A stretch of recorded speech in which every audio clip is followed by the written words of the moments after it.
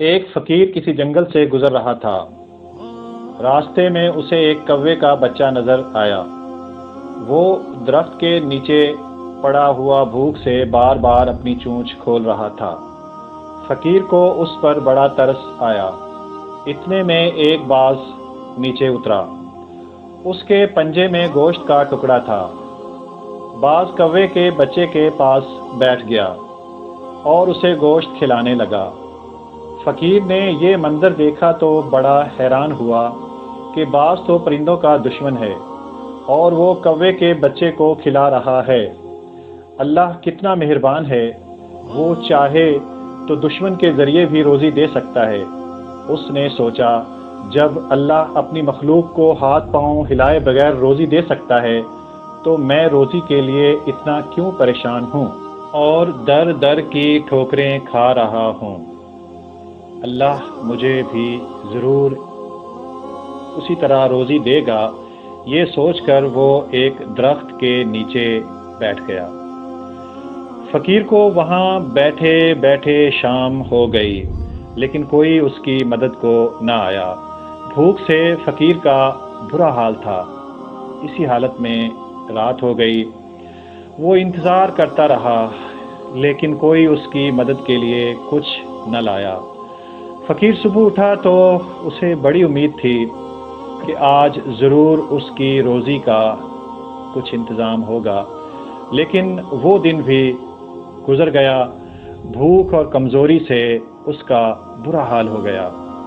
وہ درخت کے نیچے بھوک سے نڈھال پڑا، سوچ رہا تھا، اللہ تعالیٰ نے میری روزی کا انتظام کیوں نہیں کیا؟ اگر کوے کے بچے کی روزی کا انتظام ہو سکتا ہے تو میری روزی کا انتظام کیوں نہیں ہو سکتا؟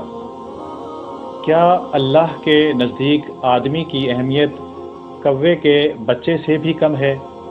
یہ سوچتے سوچتے فقیر کی آنکھ لگ گئی۔ اس نے خواب میں ایک بزرگ کو دیکھا جس نے فقیر سے کہا، تم نے باز کو دیکھا جو محنت سے کمانا جانتا ہے، اور کوے کے بچے کو بھی دیکھا جو باز کا محتاج ہے، پھر تمہیں باز بننے کا خیال کیوں نہ آیا؟ تم نے کوے کا بچہ بننا کیوں پسند کیا؟ تم انسان ہو، اس لیے خود بھی کماؤ، محنت کرو اور کمزور اور لاچار لوگوں کو بھی کھلاؤ۔ یہ خواب دیکھتے ہی فقیر کی آنکھ کھل گئی۔ اسے احساس ہوا کہ جو اس نے بات سوچی تھی وہ غلط تھی۔ اس نے فیصلہ کر لیا کہ وہ اب محنت کر کے روزی کمائے گا اور کبھی کسی کے آگے ہاتھ نہیں پھیلائے گا۔ ہم میں سے بہت سے لوگ کوے کے بچے کی طرح ہیں جو کسی باز کی آس لگائے بیٹھے ہیں، اپنے آپ کو کسی اور کا محتاج بنائے بیٹھے ہیں۔ میری ان سے گزارش ہے، خدارا آنکھیں کھولیں، باز بنیں، یہ آسمان آپ کی اڑان کا منتظر ہے۔